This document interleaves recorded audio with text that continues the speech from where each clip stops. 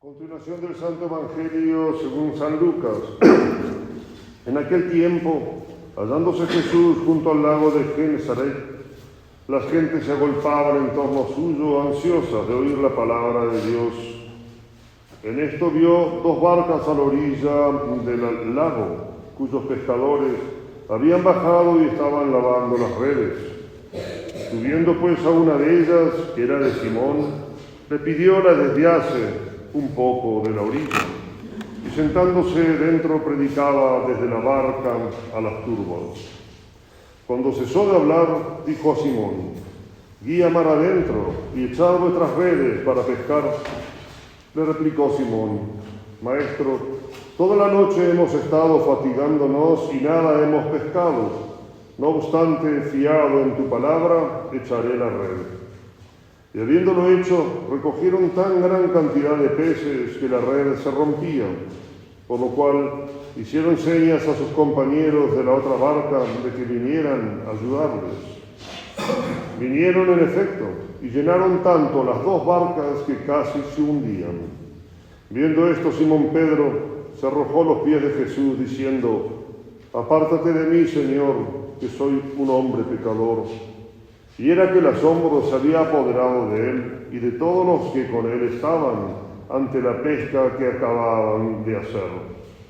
Y lo mismo sucedíales a Santiago y a Juan, hijos del Zebedeo y compañeros de Simón. Entonces dijo Jesús a Simón: «No tienes que temer, de hoy en adelante serán hombres los que has de pescar». Y ellos, sacando las barcas a tierra, lo dejaron todo y le siguieron. Pueden tomar asiento.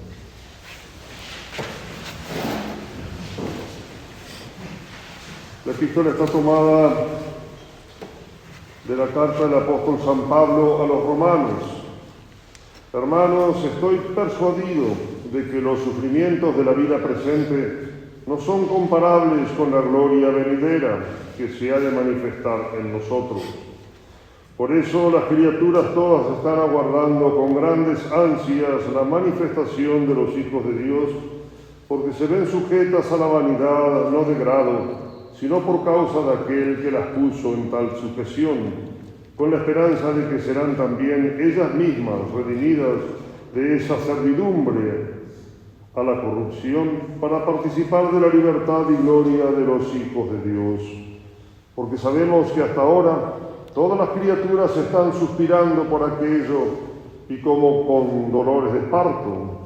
Y no solamente ellas, sino hasta nosotros mismos, que tenemos ya las primicias del Espíritu Santo, suspiramos en lo íntimo del corazón, aguardando la adopción de los hijos de Dios, esto es, la redención de nuestro cuerpo en Jesucristo nuestro Señor.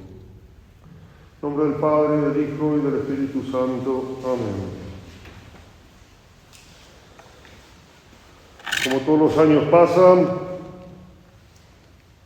les recuerdo simplemente cuál es el plan de la Iglesia con respecto a la predicación que tienen que hacer los sacerdotes durante el año. El año litúrgico, la Iglesia lo divide en dos grandes partes. Toda la primera parte, desde el Adviento hasta la fiesta de Pentecostés, inclusive hasta la misma fiesta con su octava de la Santísima Trinidad, nos dedica a poner el ejemplo que debemos nosotros seguir, que son las distintas fases de la vida de nuestro Señor Jesucristo. Ahora, después de Pentecostés, con la Santísima Trinidad, la Iglesia nos propone la aplicación de todas las enseñanzas dadas por nuestro Señor para nuestra santificación. La Iglesia se dedica a la santificación de las almas, que precisamente está como asumida, se le dedica al Espíritu Santo la labor de la santificación de las almas. Por eso Pentecostés, por eso Santísima Trinidad, dogma fundamental de nuestra religión como asentamiento de todo lo que nosotros vamos a construir creyendo en los dogmas de la Iglesia. Inmediatamente la Santa Eucaristía, en la fiesta de Corpus Christi, que en Santísima Trinidad y Corpus Christi están como resumidos todos los dogmas de la religión, de nuestra santa religión. La redención del género humano y la Santísima Trinidad, 3 personas, un solo Dios. Después la Iglesia nos propone la fiesta del Sagrado Corazón de Jesús y en algunos lugares, después de la octava, dentro de la octava, lo que era la octava de esa fiesta, el corazón eucarístico de Jesús como la muestra de ese Dios que tanto nos amó, que se convirtió en nuestro propio alimento en la Eucaristía. La fiesta del corazón eucarístico de Jesús, que fue el jueves pasado, nos recuerda simplemente esa manifestación del amor de Dios, de ese corazón que tanto amó a los hombres y que lo único que ha recibido son blasfemias y insultos, y del Sagrado Corazón desagravio ante eso, pero nos ofrece al mismo tiempo todo lo que puede ofrecernos.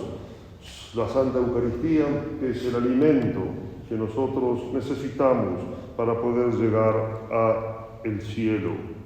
Ese cielo que nos dice el apóstol San Pablo hoy, que nada es todos los sufrimientos de la tierra en comparación a aquello que nos espera en el cielo. De las 3 virtudes, la fe, la esperanza y la caridad, fijémonos, nosotros tenemos esa gracia de tener esa virtud de la esperanza por la cual esperamos conseguir algún día el gozar de la visión de Dios en el cielo, y en comparación de eso, todas las cruces, sufrimientos y desgarros que podamos tener aquí en la tierra, que no son pocos, nada van a ser en comparación de ese cielo que Dios nos tiene preparado, recordando lo que nos dice San Pablo, ni el ojo yo, ni el oído yo, ni el ojo vio, ni el oído yo, ni puede caber en el corazón humano lo que Dios nos tiene preparado. Fíjense entonces el plan de la Iglesia, cómo ahora nos propone el cielo como fin último nuestro, por medio de la epístola de hoy del apóstol San Pablo a los romanos. El Evangelio nos habla de la pesca milagrosa. En los Evangelios se nos narran 2 pescas milagrosas.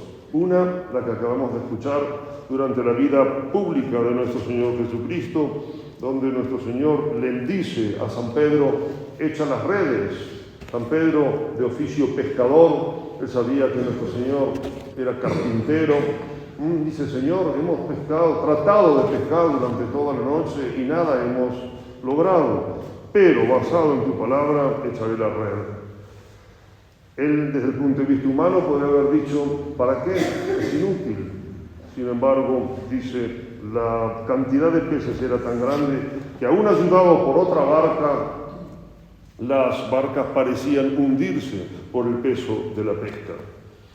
Hay otra narración de una segunda pesca milagrosa que se hace a pedido de nuestro Señor, y es ya luego de la resurrección.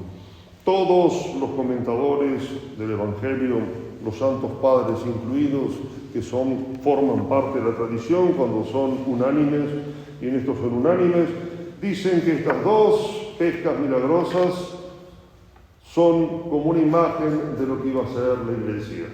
La primera, la Iglesia, las 2 barcas figuran el pueblo elegido, los judíos. La otra barca, la gentilidad, que se llena de cantidad de peces que incluso las redes se rompían por la carga tan grande que traían. Eso figura todo lo que es la historia de la Iglesia, con todos sus cismas, con todas sus herejías, que no fueron pocas, pero a pesar de todo la barca no se va a hundir. Pero sí, durante la historia de la Iglesia hemos visto la cantidad enorme de disidencias, cismas, herejías, apostasías incluso de los mismos que eran miembros de esa Iglesia. La segunda pesca milagrosa ya no.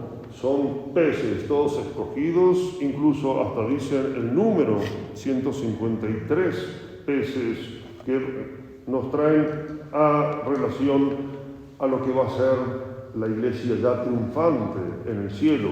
que ya no va a estar sujeta ni a cismas, ni a herejías, ni a divisiones, ni peleas internas, sino ya va a ser el gozar de Dios por toda la eternidad en la bienaventuranza eterna.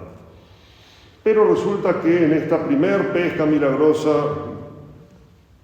San Pedro, viendo este milagro grandioso, se postra delante de nuestro Señor y le dice: apártate de mí, que soy un pobre pecador. Y con él, dice, también se pasmaron los que estaban con él, los hijos del Zebedeo, Juan, Santiago y quizás otros más. Fijémonos, nuestro Señor Jesucristo lo llama a San Pedro, va preparando lo que va a ser el futuro de la Iglesia, el jefe de la Iglesia, y le pide, exige un acto de confianza. Tira la red. Pero hemos estado pescando toda la noche, intentando pescar toda la noche y nada hemos logrado.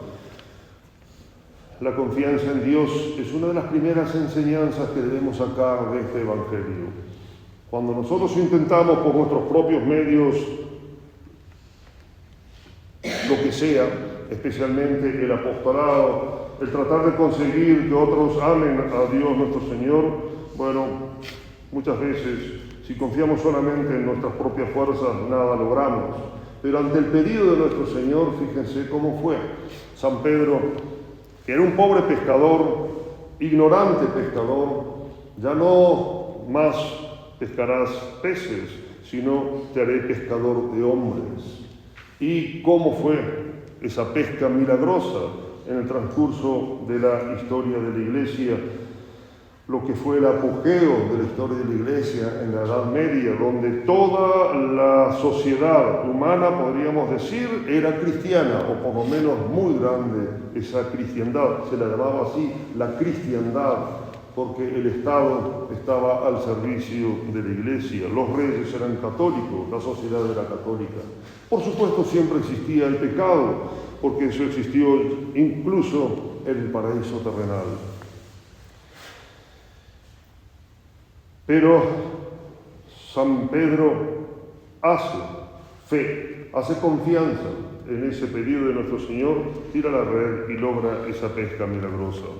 Y luego también el tema de la vocación, cómo nuestro Señor va a elegir a estos discípulos para ser luego las columnas de la Iglesia, cómo nosotros debemos seguir nuestra vocación. Si es una vocación religiosa, con más razón, porque más directamente nos llama nuestro Señor Jesucristo a su seguimiento. Pero todos tenemos, de alguna forma, un tipo de vocación. Unos al matrimonio, al padre de familia, madre de familia, hijos, cada uno su cumplimiento en el deber de Estado. Y allí entonces se logrará esa vocación. Pero todos, de alguna manera, también debemos contribuir a la expansión de la Iglesia, predicando en la medida de nuestras posibilidades, especialmente con el ejemplo de ser un buen cristiano en el día a día. Como nos tocaron estas fiestas y todavía estamos en el mes de junio, mes dedicado al Sagrado Corazón de Jesús, donde se manifiesta el amor de Dios para con el hombre, que tanto amó al mundo, que le dio a su Hijo, y ese Hijo murió por nosotros, y a su vez se convirtió en nuestro propio alimento en la Eucaristía. Les voy a leer simplemente las frases que elige la Iglesia en la fiesta del Sagrado Corazón de Jesús, en lo que nosotros rezamos, una de las horas que rezamos en el breviario, que es la segunda, Laudes. Entre salmo y salmo, son 5 salmos, se van intercalando antífonas, que son como invitaciones al conocimiento de nuestro Señor. La primera antífona de Laudes dice: uno de los soldados con la lanza le traspasó el costado y al punto salió sangre y agua. Nos recuerda entonces ese momento donde nuestro Señor Jesucristo, colgado de la cruz, ya muerto, ya habiendo realizado, mejor dicho, la redención del género humano, su alma ya estaba en el seno de Abraham, dando la buena nueva a todos los que estaban allí, esperando la redención. Quiere mostrar nuestro Señor que Él se entregó totalmente y que su corazón quiere ser un refugio de todos nosotros, especialmente pecadores. Uno de los soldados con la lanza le traspasó el costado y al punto salió sangre y agua. Cuando había hablado con Nicodemo, le había dicho que solamente el bautismo de agua no iba a alcanzar, no tenía suficiente fuerza para redimir al género humano. Debía mezclarse ese agua purificadora con la sangre divina, de valor divino de nuestro Señor Jesucristo, y allí entonces la Iglesia nos recuerda. Ese corazón derramó agua y derramó sangre, que significa el sacrificio redentor de nuestro Señor. La segunda antífona dice así: Jesús en pie clamaba, el que tenga sed que venga a mí y beba. Allí entonces nos vuelve a llamar en la segunda antífona de laudes, diciéndonos que nos metamos en ese corazón a beber de ese agua, o sea, que nos hagamos partícipes de esa redención que tanto le costó a Él lograrla. Tercera antífona: con amor eterno nos ha amado Dios, por eso al ser elevado sobre la tierra nos ha atraído hacia su corazón, compadeciéndose de nosotros. Es hermosísimo pensar en la misericordia de Dios. Cuando hablamos del corazón, del Sagrado Corazón de Jesús, siempre hablamos de la misericordia, de cómo Él abre su corazón para que en Él nosotros, pecadores, nos refugiemos. Y volviendo a traer relación al Evangelio, fíjense, San Pedro, al ver el milagro que acaba de realizarse en esa pesca milagrosa, se ve a sí mismo y se dice: yo soy un miserable pecador, y se postró delante de nuestro Señor, y porque se humilló delante de Él, nuestro Señor le dijo: desde ahora serás pescador de hombres. ¿Qué es lo que quiere de nosotros nuestro Señor? ¿Qué es lo que nos pide? ¿Nos pide acaso grandes méritos, grandes razones de por ser grandes hombres o grandes mujeres para que Él nos elija a la labor que Él tiene destinada? No, simplemente lo que nos pide es ese acto de humildad, de reconocernos pecadores delante de Él y que de nada absolutamente podemos sin su ayuda. Apártate de mí, Señor, que soy un pobre pecador. Y entonces, porque te humillaste, ahora vas a ser el jefe de la iglesia. Y de ahí resultó San Pedro. La cuarta: venid a mí, los que estáis fatigados y agobiados, que yo os aliviaré. Realmente el pensar que un Dios ame tanto a su criatura, que hay una diferencia infinita entre Él y nosotros. Venid a mí los que estáis fatigados y agobiados, que yo os aliviaré. Él sabe que vamos a estar fatigados y agobiados y nos ofrece su ayuda y su alivio. La quinta: Hijo, dame tu corazón y tus ojos guarden mis mandatos, mis caminos.